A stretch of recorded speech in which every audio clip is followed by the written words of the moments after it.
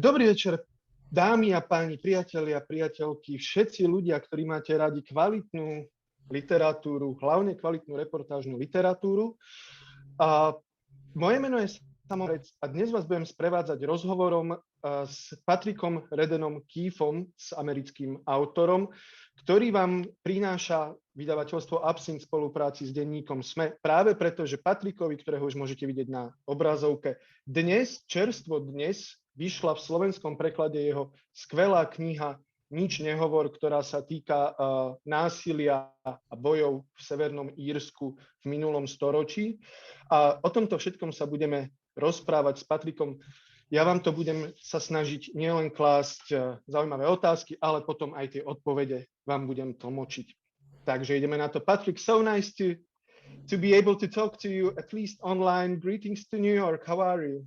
Oh, thank you. I'm very good. Thank you for doing this, and thank you to people for tuning in. I wish I could be in Slovakia with you in person, but online we'll have to do. So thank you. It's dark and rainy. You're not missing anything.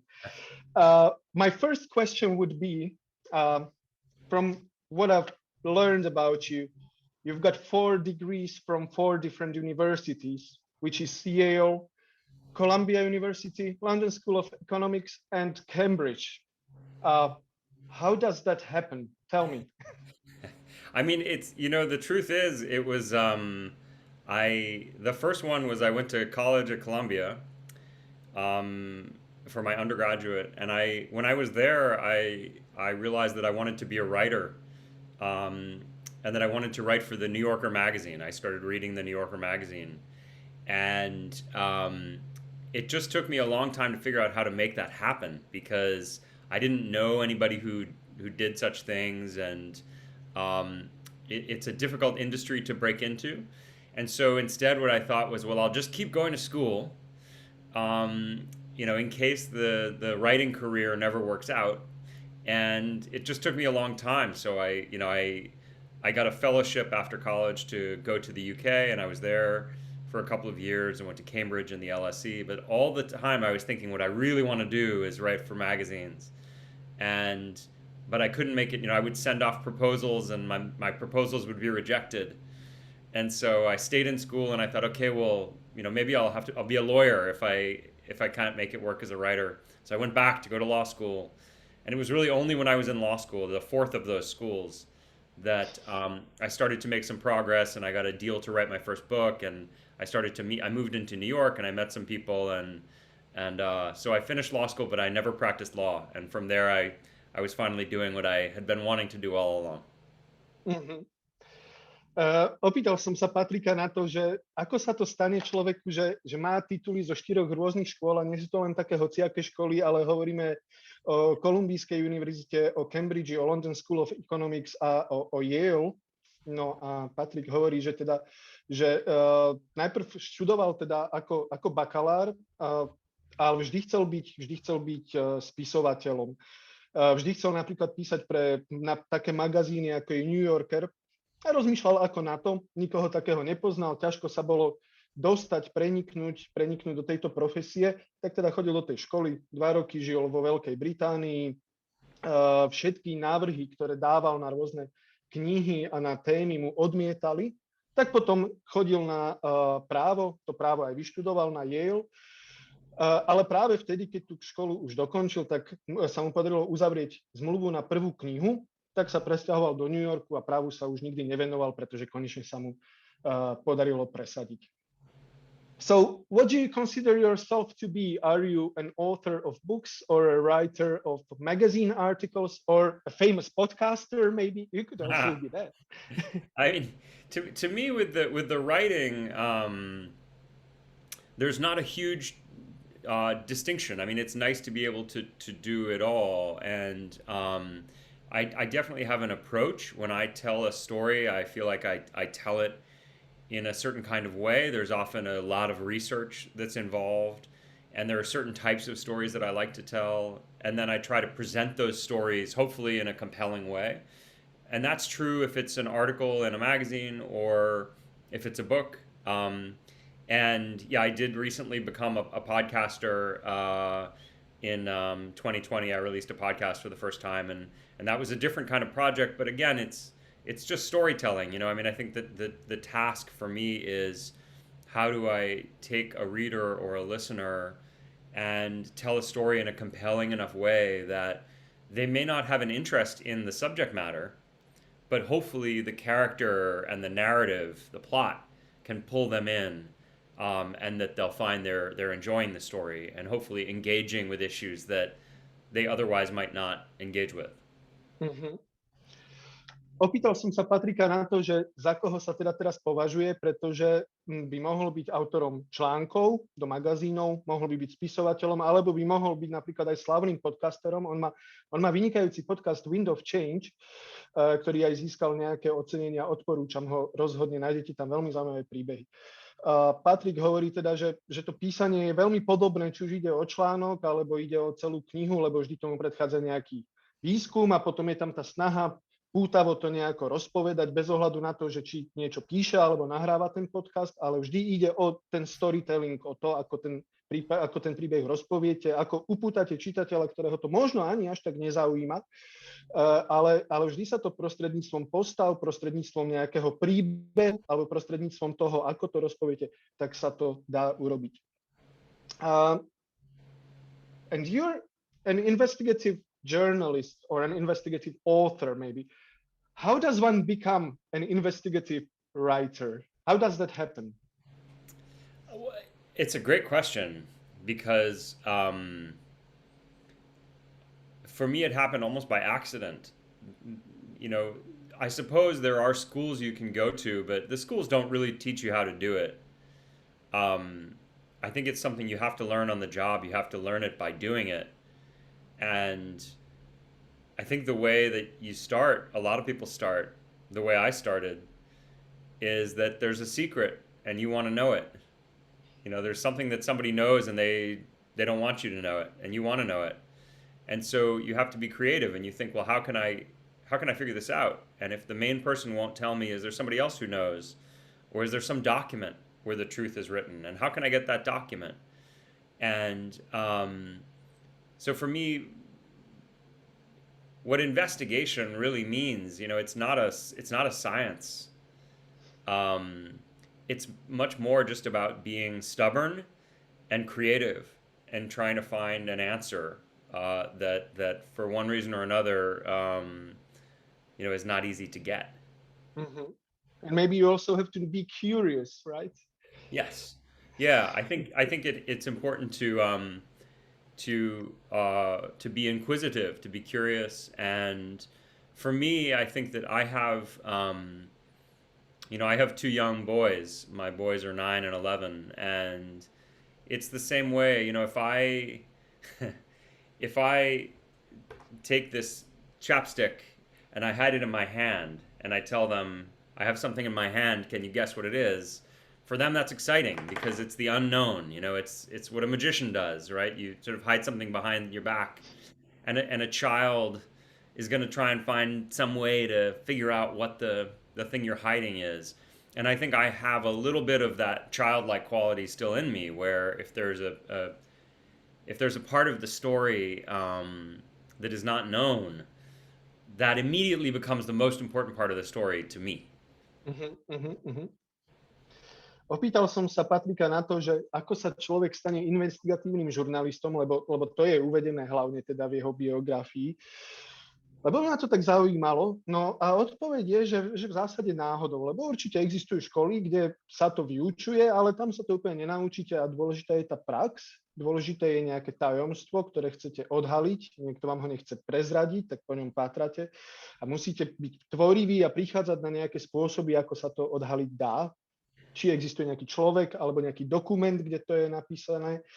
A že tá investigatíva, že to vlastne nie je žiadna veda ani záhada, ale že treba byť kreatívny, treba byť tvrdohlavý, treba byť zvedavý. Prirovnal to Patrick k tomu, že má 2 deti a keď pred nimi niečo skrie, tak pre nich je to neznáme a preto sú zvedavé a snažia sa zistiť, že čo to je. A že jemu kúsok z tejto detskej zvedavosti, z tejto vlastnosti, ako keby ostal a vďaka tomu vlastne pátra po niečom, čo je neznáme. Okay, I would like to talk about the book now a little bit. I guess you do too. uh, thank you again for writing such a great book. My question would be, is it a summary of the conflict, or is it an investigation into the murder of Jane McConville, or is it something else altogether? I think it's something a little bit different. One thing that I kept telling myself when I was working on the book was that this is not a history book about the Troubles, where you feel the duty to tell the whole history. What I wanted to do was tell a story of a handful of people. So Jane McConville was one of them, but then there's Dolores Price, Brendan Hughes, and Jerry Adams. And I thought that if you look at these four people and the way their lives were connected, the way they connect in 1972, and then the way they connect over the years in the aftermath of the murder of Jane McConville, I thought it might be possible to tell a larger story and hopefully to expose people to the Troubles, but not in the way that a history book would, where I'm telling you about dates and different organizations and ceasefires and the diplomatic history. For me, it's much more important that I want you to know what it felt like to be in those streets, what it smelled like, the fear that people felt, the paranoia. It's much more important for me to kind of have you understand it on a human level than to grasp the whole complex political picture. And so that was my objective, was to tell a story that was very intimate about a handful of people. And if you learn something about the broader history of the Troubles through their experience, then I feel like I've done my job. You certainly have, yeah. Ako som spomínal, kniha Nič nehovor sa týka hlavne teda konfliktu v Severnom Írsku. A opýtal som sa preto, že či je nejakým sumárom tej histórie, alebo je príbehom o vražde jednej konkrétnej ženy. Tá žena sa volala Jane McConvillová. A teda, že alebo je to ešte niečo úplne iné. No. A teda dozvedel som sa, že nie je to nevyhnutne história toho konfliktu. Nevychádzal z nejakej povinnosti rozpovedať tú históriu, ale že sú to príbehy rôznych ľudí. Okrem tej Jane McConvillovej ešte aj napríklad vystupuje tam žena menom Dolores Priceová, ktorá má veľmi pútavý životný príbeh, alebo aj Jerry Adams, ktorého možno si pamätáte, že to potom bol politik. A tá podstata bola v tom, že rozpovedať, ako sa od roku 1972, odkedy sa stala tá vražda Jane McConvillovej, ako sa potom všetky tie príbehy týchto ľudí navzájom preplietali a pomocou toho ukázať nejaký širší príbeh, pretože teda cieľom nebolo hovoriť o diplomácii a o prímeriach a o takýchto veciach, ale skôr o tých osobných skúsenostiach, o tom strachu, o paranoji a vystihnúť nejako takto potom možno aj celú tú vec. But a lot of the book is about the murder itself. And I'm going to ask a few, in the next 10 minutes, I'm going to ask a few very simple but maybe naive questions. But I mean, from our distant perspective from Slovakia, these are some very simple questions that we can't quite comprehend. Why did the conflict happen at all? Why were we watching the struggles in the streets for like 30 plus years? I remember it from my childhood, from the news. Why did it happen?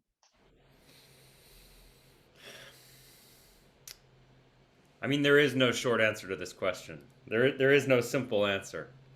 I'll try and help you. Was it a religious conflict? Was it a cultural conflict, or a imperial conflict, maybe? Yeah, I mean, I think it probably, of those, imperial is the closest. I mean, I think that from the outside, people sometimes have a tendency to say, oh, it was the Catholics and the Protestants fighting, because there's something about Catholics and Protestants, something religious that they didn't get along on. But of course, I mean, we know that questions of identity and tribe often are much more complex than that. I mean, it's a very different sort of conflict, but closer to you in the former Yugoslavia, it would be simplistic to say that it's just about identity. It was politics. It was about power and many things. And so, in the case of Northern Ireland, you had a long period of time in which Great Britain had dominion over the island of Ireland, in which it was an imperial situation. And then the Republic of Ireland, the country we call Ireland, 26 counties in the south, achieved independence in the Irish War of Independence in the beginning of the 20th century. But you had these 6 counties in the north that remained part of the UK. And the immediate cause of the Troubles was that for the Catholics, who were the minority in the north, they were excluded from good housing, they were excluded from good jobs, and there was no real political power for them in the system. So you had a system of discrimination against them. And it wasn't anything to do with the Catholic faith versus the Protestant faith. It was just that they happened to be subject to discrimination as Catholics. And so they protested peacefully. And when they protested, the state and the Protestant population cracked down violently. And then they protested violently. And then you had an escalation. And so that's one way of answering it, that you had a system where there was discrimination, you had 2 communities, and one enjoyed all the benefits and the other did not. And so there was a kind of an uprising. It's much more complicated than that, but that's one way to tell the story.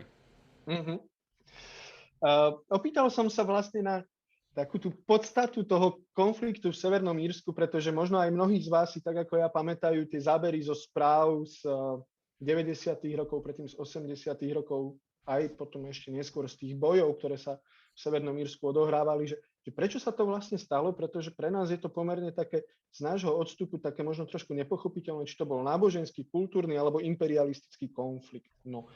A Patrick mi povedal, že teda zvonku sa to môže zdať, že to boli katolíci proti protestantom a že to malo nejakú náboženskú podstatu, ale že vieme, že tá otázka identity a kmeňovej príslušnosti je omnoho komplikovanejšia, že to napríklad platilo aj bližšie pri nás v Juhoslávii, kde takisto do toho zasahovala politika, do toho zasahovala moc.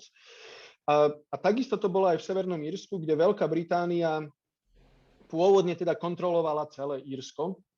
To bolo súčasťou jej impéria, ale potom 26 grófstiev získalo nezávislosť a tak vzniklo Írsko ako krajina. Ale 6 grófstiev na severe bolo ďalej súčasťou Spojeného kráľovstva a katolíci tam boli v situácii, kedy jednoducho nemali prístup k adekvátnemu bývaniu, k práci, nemali politické zastúpenie a boli vlastne diskriminovaní. No a tak protestovali. A protestovali mierumilovne a tá reakcia štátu bola, a tá reakcia aj protestantov bola násilná. Na čo oni zase potom násilne protestovali a takto sa ten konflikt vyeskaloval, až sa vlastne to skončilo takým celkovým povstaním a veľkým konfliktom a to je teda jedno možné vysvetlenie. Thank you for that explanation.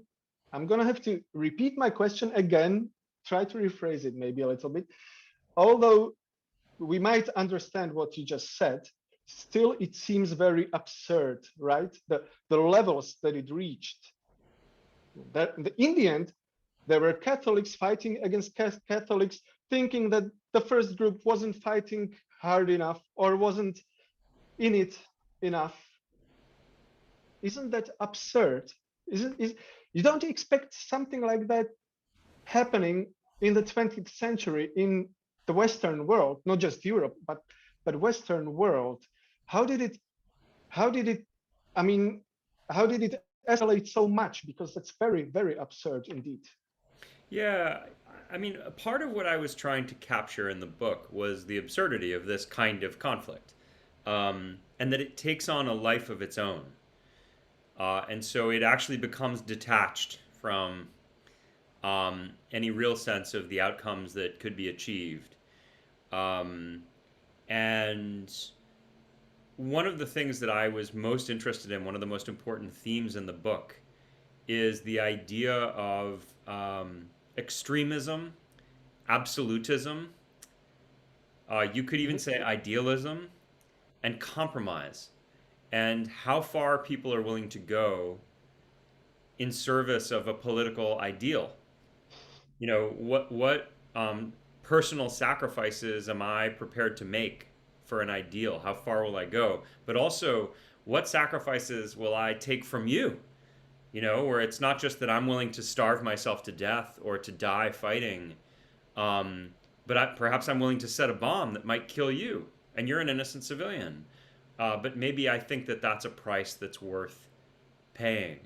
And so I was really interested in this idea that you have these people who, I think there's a romance for them.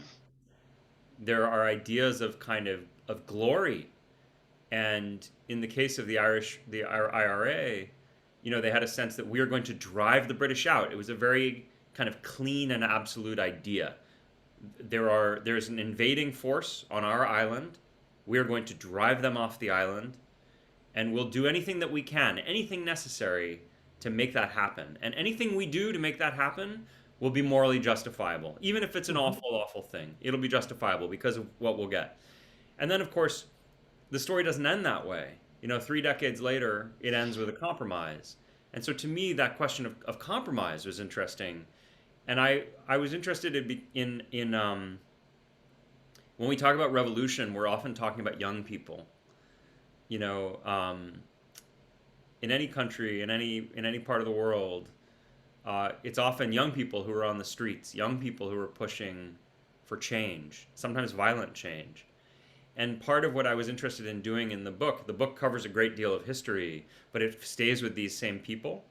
And so what I was interested in is you see them in 1972 when they're all really young. They're all in their early 20s. But then you check back in with them nearly 4 decades later and see how they feel then when they're older and they're looking back at the things they did when they were young.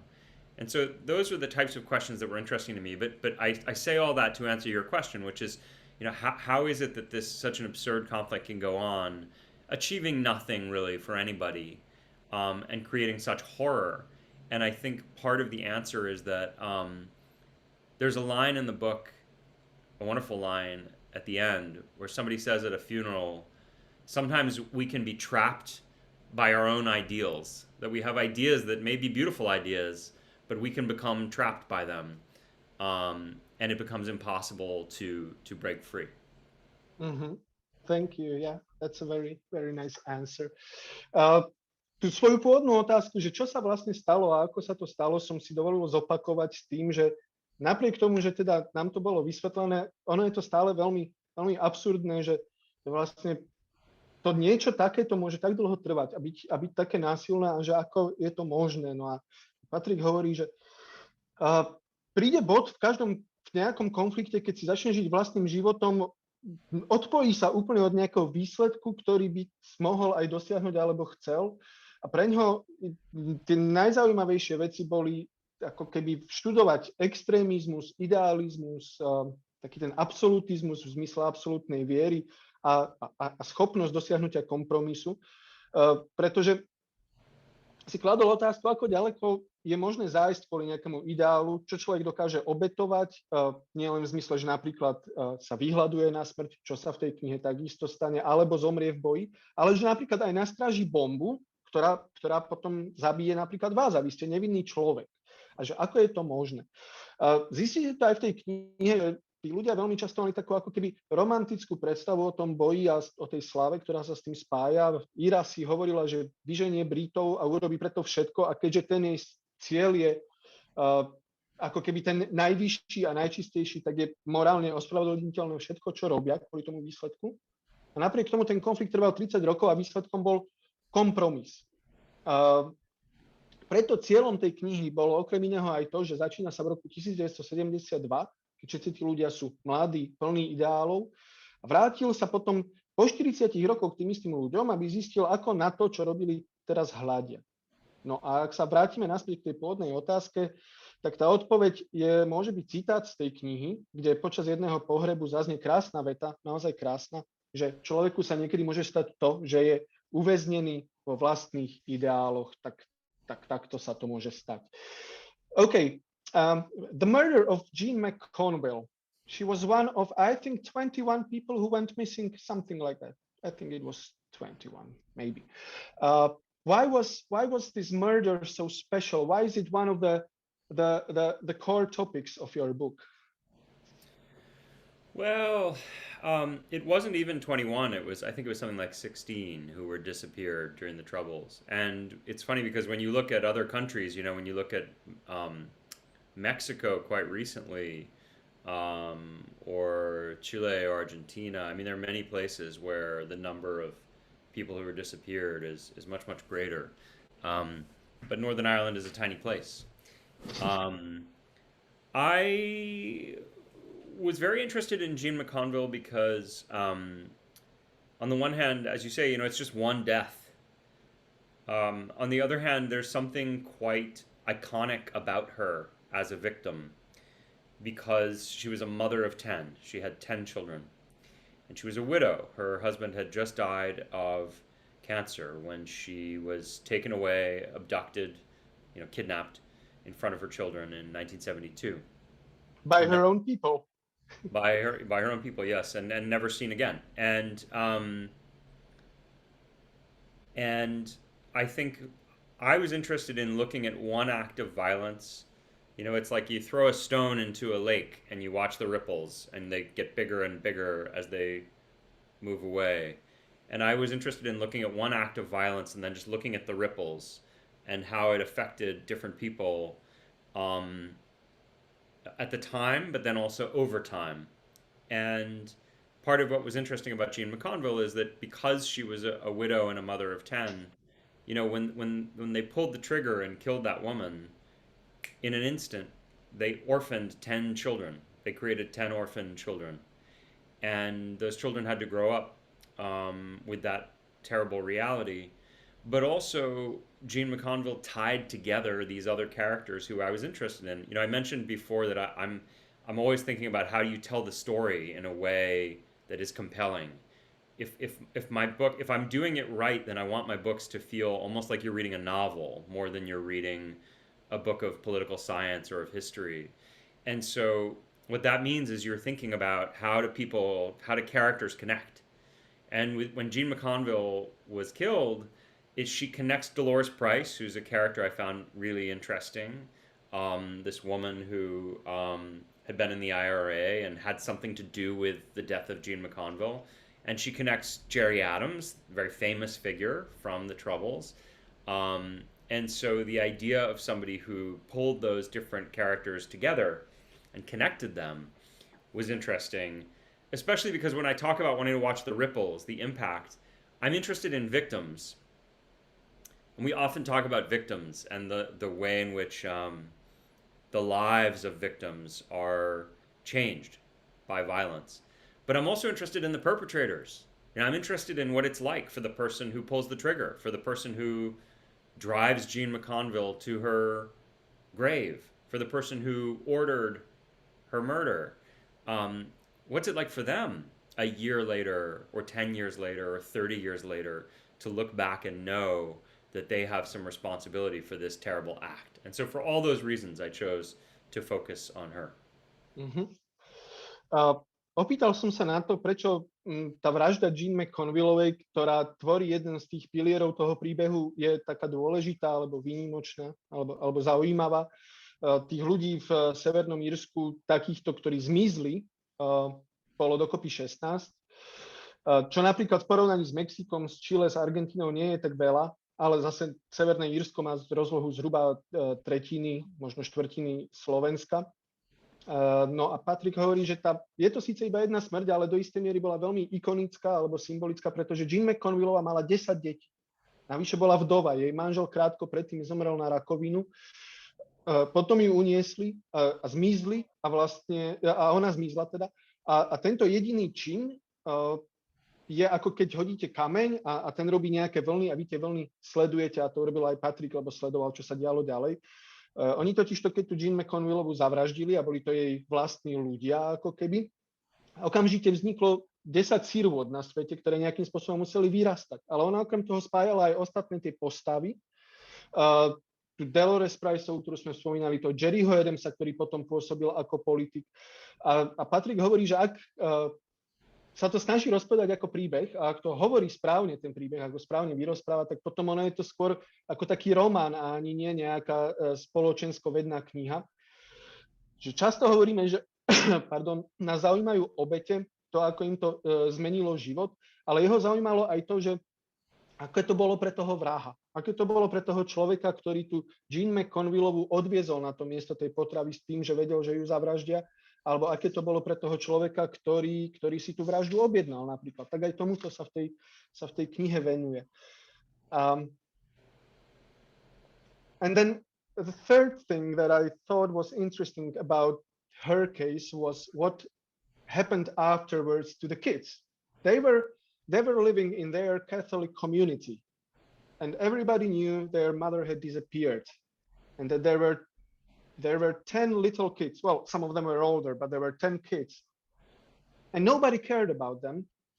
Nobody tried to help them. There were news reports about them, and still nothing much happened. How is that possible at all? Well, this, I think, is a feature of a couple of different things. One is the terrible cruelty of this story. I mean, how cruel could this community be that there are these children raising themselves, basically, because their mother has been taken away, and people knew, but did nothing. But I also think that some of it is about fear, that there was a culture of fear in the community, a sense that this family had become untouchable, because there was a suspicion around the mother, around Jean, that she had been an informant for the British Army, and that this was why she was taken away and killed. And so by association, the children became suspect in the eyes of the community. And I think the word was out, not to help them, not to interfere. The title of the book is Say Nothing, and it comes from a famous poem by Seamus Heaney, the great Northern Irish poet. And the title of the poem is Whatever You Say, Say Nothing. And I think he really captures in that poem the fear and the paranoia of this community during the Troubles, where there was a sense that people might have normal, natural human impulses like mercy, or a desire to speak up in the face of terrible things, or to help solve a crime. But there was so much fear that they had to stifle their impulses as humans. And I should say also probably their religious convictions, in some cases, what their faith might tell them to do, because they were afraid of the repercussions. And that was another aspect of this that I wanted to try and capture in a claustrophobic community where there's a war going on, even if they didn't call it a war. It was a war. What does that do to people's behavior? And so I think the example of the neglect of the McConville children, that nobody came to their rescue, is a good illustration of that. Mm-hmm. Spomínal som, že po tej vražde zostalo, po tom únose, teda zmiznutí, zostalo 10 sirvôt. Ako sa z tej knihy dozviete, oni tam žili ďalej v tom spoločenstve a nikto sa o nich nestaral. Ja som sa opýtal, že prečo to tak je. Patrick mi povedal, že jedna časť toho je tou krutosťou toho spoločenstva, ktoré videlo, že tie deti sa vychovajú v podstate samé a nič preto neurobili. Zároveň to bol strach, pretože to bola ako keby taká nedotknutelná rodina, pretože mama bola považovaná, a preto zmizla, lebo bola považovaná za informátorku britskej armády. A tým pádom boli aj tie deti podozrivé. No a potom jednoducho zaznel taký, tak povediac, sa to hovorilo na tých uliciach, že tým deťom sa jednoducho nemá pomáhať. A od toho sa odvíja aj ten titul knihy, ktorý je Nič nehovor. To je, pochádza z slávnej básne, teda slávneho írskeho básnika Seamusa Heaneyho. A tá prvá veta tam je, že nech hovoríš čokoľvek, nehovor nič. Čiže ako keby takéto tajnostkárstvo. A jedna z tých, to, čo chcel ukázať aj Patrick vo svojej knihe, bola vlastne tá paranoja a taký ten strach počas toho konfliktu, ktorý, to bola vojna, aj keď sa oficiálne tak nenazývala, že človek môže mať nejaké prírodzené impulzy, napríklad túžbu pomôcť pri vyriešení alebo túžbu pomôcť tej rodine alebo nejako im uľahčiť, ale že ten strach, možno tá náboženská viera a to vedomie si tých dôsledkov im v tom nakoniec zabránilo. You spent quite a lot of time describing obviously Dolores Price, but for me one of the most intriguing figures is Gerry Adams. I think it's an amazing story. I mean, you seem to come up with a lot of facts confirming that he was in the IRA and he was highly ranked in a terrorist organization. But somehow he transformed himself into a respected and trusted politician. Am I right? Did it really happen like this? Yeah, it happened exactly as you say. I mean, of course, if Gerry Adams were with us on this Zoom, he would say, no, it wasn't like that at all. I was only ever a politician. I was never in the IRA. But this is part of what makes him so fascinating, is that he was absolutely a high-ranking figure in the Belfast IRA, who reinvented himself as a political figure and denied that he'd been in the IRA. And for years and years, he had a kind of strange credibility where part of what gave him the credibility was that everybody knew he'd been in the IRA and that he had these close connections to the men with guns. But what he was saying is, oh, well, I have no connection. You know, of course, I was never in the IRA. I'm not a man of violence myself. I'm just a politician. And so there was this kind of ambiguity about his persona, which is, I think, part of what makes him so fascinating. It's part of why he drives some of the other characters crazy. People are obsessed with him. You know, they're, in the case of people like Dolores Price or Brendan Hughes, they're very close with him, and then very far apart. You know, Brendan Hughes has that wonderful line where he says, there was a time in my life when I would have taken a bullet for Gerry Adams, and now I would put one in him. And that sort of gives you a sense of the relations that these people had with him.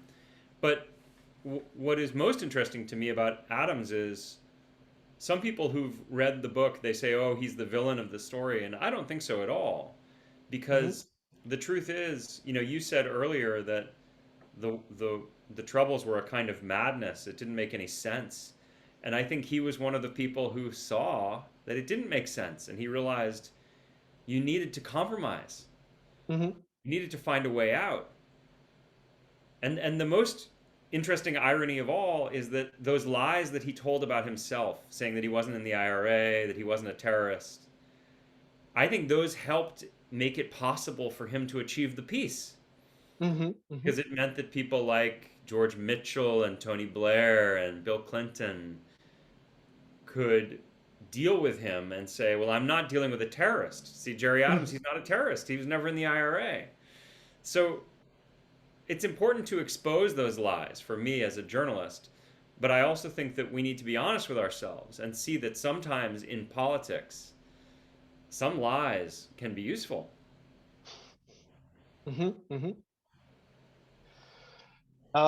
Spýtal som sa na Gerryho Adamsa, ktorého už sme spomínali, pretože to je taká postava, ktorú naozaj možno aj vy si z tých správ vtedy pamätáte.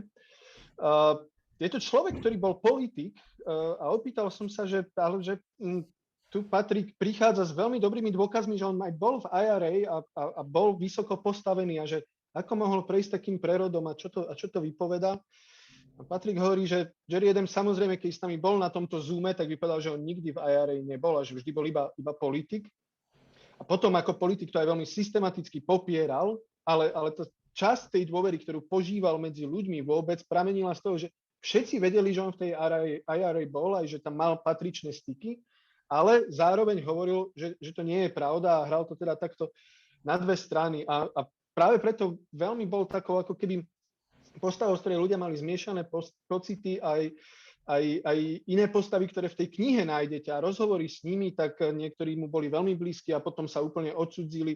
Napríklad je tam Brandon Hughes, ten povedal, že kedysi by som sa za ňoho ja nechal zastreliť, teraz by som najradšej zastrelili aj jeho. A že teda niektorí ľudia si myslia, že Gerry Adams je negatívna postava, ten najhorší z celej tej knihy, ale Patrick hovorí, že on si uvedomil, že aký dôležitý je kompromis, že jednoducho sa potrebujú dohodnúť, aby tú situáciu vyriešili a že teda že irónia, najväčšia irónia spočíva v tom, že práve vďaka tým klamstvám, kde on tvrdil, že nikdy nebol v IRA, sa podarilo uzavrieť ten mier, pretože Bill Clinton a Tony Blair povedali, že no ale my tu nejednáme s teroristom, my jednáme s politikom. A že teda tieto klamstvá pre novinára je dôležité odhaliť, ale zároveň je dôležité ukázať, že vlastne, že ten Gerry Adams zohral aj nejakú pozitívnu úlohu. Ja vám ešte pripomeniem, že ak máte nejaké otázky, kľudne nám ich napíšte na Facebook, ak tam bude niečo zaujímavé, my sa ich spýtame, ale už nasleduje ďalšia. But exactly like you said, you came back to the same people after 40 years. And I felt like most of them were quite unhappy. Not just with the outcome of whatever happened, but in their lives. They were isolated, depressed, suffering people. Do you think that's something that's inherent to this kind of a struggle? Because I felt like what they did in the past drove them to what they were like today. Is that something you'd agree with? Yeah, I would. I mean, I think that in the ideology of Irish Republicans, the whole notion of sacrifice is very pronounced, and some of this is goes back to the kind of iconography of Catholic martyrs, the idea that you give yourself, you give your life, you give your body to the struggle. And you think about people like Bobby Sands, the hunger striker, some of the real icons of Irish republicanism are people who paid the ultimate price. They made the ultimate sacrifice. And I think that's a very seductive and romantic idea. But the truth is, most people don't die, at the height of their youth and vigor and beauty. These people were all obsessed with Che Guevara, right? And they would all have pictures of Che Guevara. But of course, Che Guevara makes martyrdom look pretty good. And what I was interested in is, well, what happens to these people who don't die young and they grow up and they have to live with the after effects of the things they did, and they have to live maybe with the guilt and with the trauma, and seeing what that was like for them. And then there was another idea that I was interested in too, which is just, there's a notion I talk about in the book of moral injury. And I never mentioned this when I was in the book itself, but one thing that I was thinking about was people who were my age from the United States, people I grew up with, who went off to war in Afghanistan, 20 years ago, because they were told they had to go get Osama bin Laden, or they went off to war in Iraq because they were told that Saddam Hussein had weapons of mass destruction. And these wars dragged on and on and on. And some of these people did terrible things, and they saw terrible things. And then they found out that they were there for a lie, that they never achieved the thing that they went over there to achieve. And so I think that when you think about trauma and you think about war, this is one of the questions that people ask themselves when they come home. It's one thing if I say to you, you're going to do some terrible things and see some terrible things, but you'll achieve this objective, and that will justify the things that you did. It's another thing if I tell you, you're going to do some terrible things and see some terrible things, and you'll achieve this objective. But then I tell you later, oh, but the objective changed, actually. And so for people like Dolores Price, the problem was that in 1998, the British don't leave.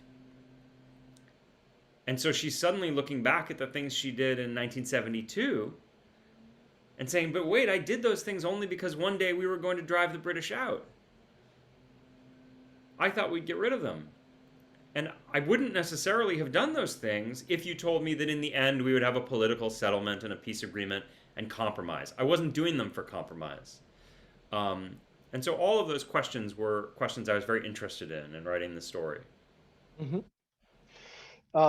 V tej knihe sa nachádza niekoľko ďalších rôznych postav. Väčšina z nich, ak žijú ďalej, tak žijú pomerne nešťastné životy. Ja som sa spýtal, že či to je niečo, čo je ako keby inherentné pre ten boj, ktorý viedli, že či to takto musí nevyhnutne dopadnúť. Patrick mi povedal, že tá ideológia tých írskych republikánov bola taká, že tá obeta, osobná obeta je veľmi dôležitá, že tá súvislosť môže byť aj s tou ikonografiou katolických martírov nejakých. Je tam postava Bobbyho Senca, ktorý doslova vo väzení zomrel na to, že sa sám vyhľadoval. A on teda, že bol zvedavý na to, že keďže je to veľmi taký romantický ideál, problém je v tom, že väčšina tých ľudí nezomrie mladá. Oni žijú ďalej. Že Che Guevara, keď sa na neho pozriete, tak tá predstava martýra je veľmi pekná, ale títo ľudia potom zostarnú a musia žiť s tým pocitom viny a s tou traumou a s tým, že možno ani nič nedosiahli. A takisto sa zaoberal aj tým ako keby psychickým ublížením alebo tým morálnym ublížením, aj preto, že niektorí ľudia, ktorých on poznal a vyrastal s nimi, išli bojovať do Afganistanu alebo do Iraku kvôli Usamovi bin Ladinovi alebo kvôli Saddamovi Husajnovi. A hovorili im, že pôjdete tam, urobíte nejaké aj nepekné veci, ale má to nejaký cieľ. A potom zrazu oni zistili, že to nie je pravda. A že napríklad to isté platilo v prípade Dolores Priceovej, tej jednej z tých hrdiniek tej knihy, že ona v roku 1972 sa dopustila teda teroristického útoku.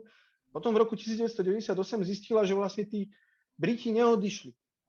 Ona to spravila s cieľom, aby tých Britov vyhnala a ono sa to všetko skončilo politickou dohodou a kompromisom a ako keby to predsa nebolo to, za čo ona bojovala, tak Patricka zaujímalo aj to, že ako to potom ďalej vníma.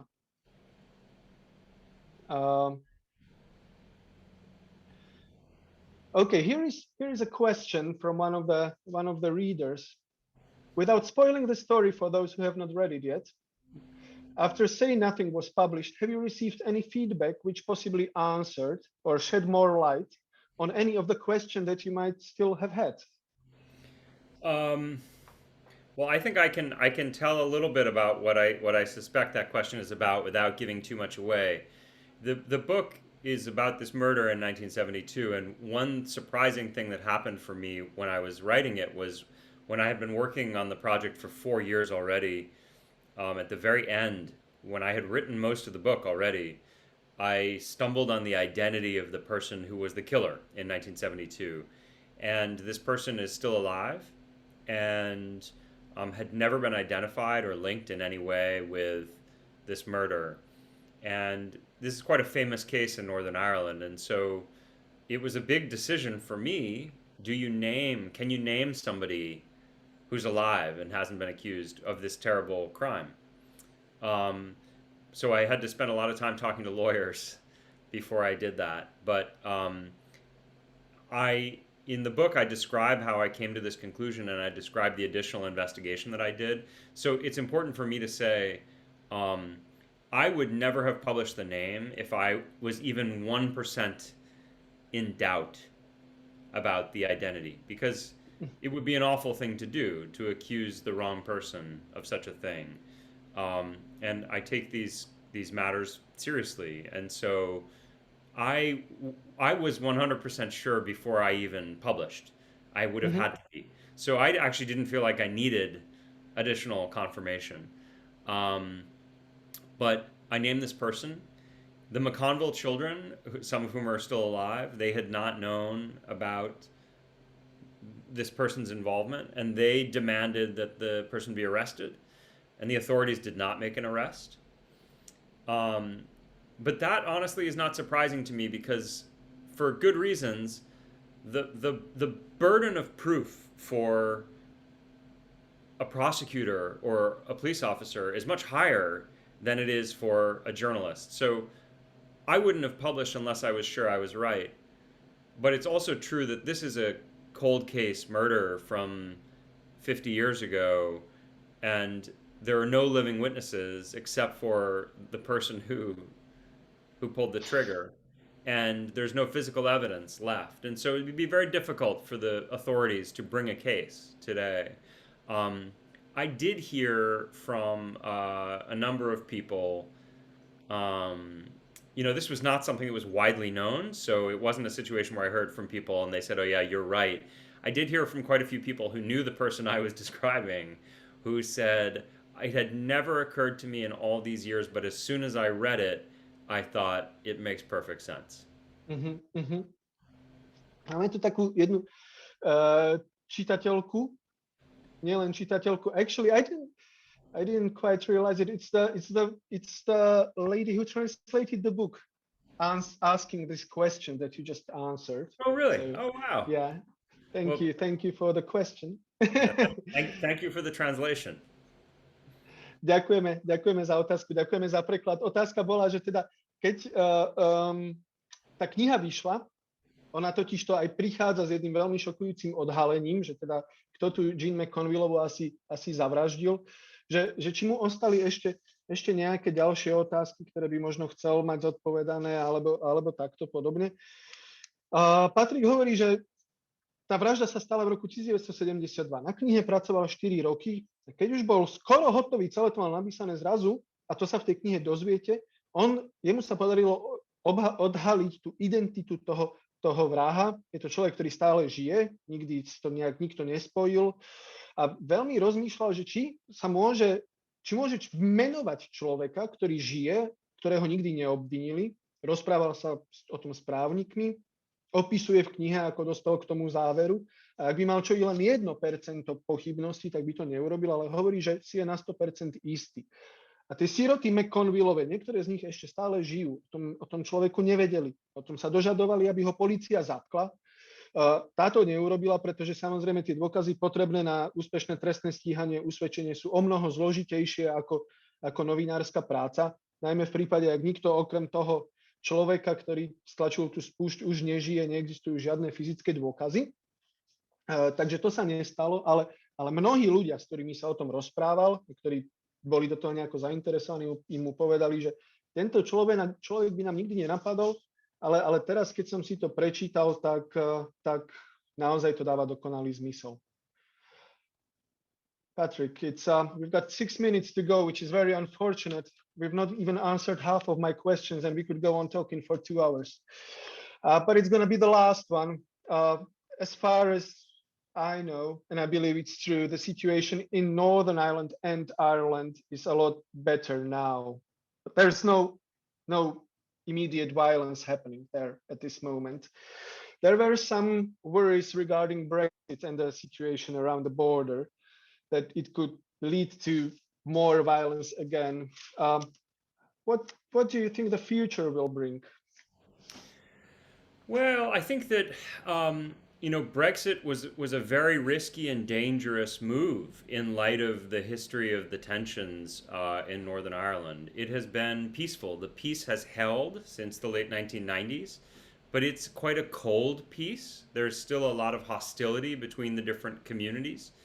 And so the prospect with Brexit of raising these questions about where should the border be, what's the relationship between Northern Ireland and the UK and Europe, I think was a very risky one of many ways in which Brexit was a decision that was probably not all that well thought through in advance. But having said that, what it seems to have happened with Brexit is that the border, rather than redraw the border between the North and the South, they've sort of shifted the border for trade purposes into the Irish Sea. And I think that what is likely to happen in the long run, and I could be very wrong, but I think that eventually you'll see the reunification of Ireland, and that it will be peaceful, that it will happen by referendum, and that part of the reason, not the only reason, but part of the reason that it will happen is that what Brexit did was it said you have to choose. You know, that for since the Good Friday Agreement more than 20 years ago, Northern Ireland could have this ambiguity. It could be part of Ireland and part of the UK, but also part of Europe. You could carry both passports.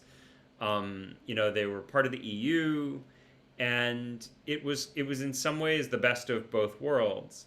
And what Brexit does is it says, you have to choose. Which is it going to be?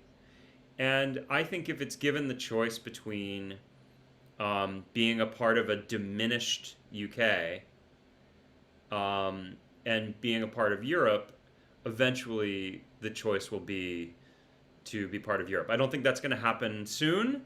I think probably Scotland will take its leave first. I think there'll be a Scottish referendum sooner. But to me, this is one of the great ironies of this whole story. Is my book is about 3 decades of terrible violence, and part of the point of that violence was to try and achieve this outcome, which was an independent Ireland, a reunited independent Ireland. Yeah. And wouldn't it be ironic if all that violence couldn't achieve that, but that Brexit does? Opýtal som sa na to, že ako pravdepodobne vyzerá tá budúcnosť, hlavne v súvislosti s Brexitom, kde trošku boli obavy z toho, že čo bude nasledovať. Patrick hovorí, že môže sa mýliť, ale že si myslí, že nakoniec teda príde mierové zjednotenie Írska prostredníctvom referenda, pretože pri Brexite si museli vybrať, teda, že či chcú byť súčasťou Európy alebo Veľkej Británie, takej trošku scvrknuté, a že teda si myslí, že to skončí práve takto, že nakoniec sa to Írsko, celý ten ostrov zjednotí, ale že pravdepodobne najprv bude Škótsko, ktoré si to takisto v referende zvolí, a že to bude ironické, že teda v tej svojej knihe 30 rokov násilia popísal a nakoniec s cieľom zjednotenia ostrova, a nakoniec ten ostrov sa práve vďaka Brexitu zjednotí. Patrick, everybody here, I'm getting messages from readers. They are thanking you and saying that you're such a great speaker, that you speak as well as you write. Oh, that's very kind. So thank you for the interview. Really, yeah, they're saying they could listen to us for 2 hours. I could ask you more questions, but thank you very much. Thank you so much. Thank you for writing the book. I'm just gonna say hello to our people in Slovakia here. Veľmi pekne sa vám chceme poďakovať za to, že ste nás sledovali. Kniha Patrickova Nič nehovor, o ktorej sme sa rozprávali, bola veľmi oceňovaná. V roku 2019 bola vyhlásená za najlepšiu reportážnu knihu časopisom Time. Získala cenu Georgea Orwella. Je to kniha, ktorá je výborná, a prečo je to tak, to sme sa vám snažili aj teraz vysvetliť. Verím, že sa vám náš rozhovor páčil, verím, že Patrick zodpovedal dostatočne všetky možné otázky, a verím, že sme vás navnadili k tomu, aby ste si tú knihu kúpili. Veľmi pekne vám ďakujeme za pozornosť, ďakujeme Absyntu, že knihu vydal, ďakujeme denníku SME za to, že sme sa mohli aj ich pomocou k vám prihovoriť. Moje meno je Samuel Marec, ja som sa pýtal otázky a mojím hosťom bol Patrick. Patrick, thank you again so much. Thank you for the 60 minutes, and we're looking forward to your next book, which is going to be published in Slovakia as well, probably next year. So maybe we'll get a chance in 12 months to chat again, and hopefully, yeah, we'll get a chance. Thank you so much. I look forward to it. Thank you so much. Thank you all for tuning in. Bye-bye.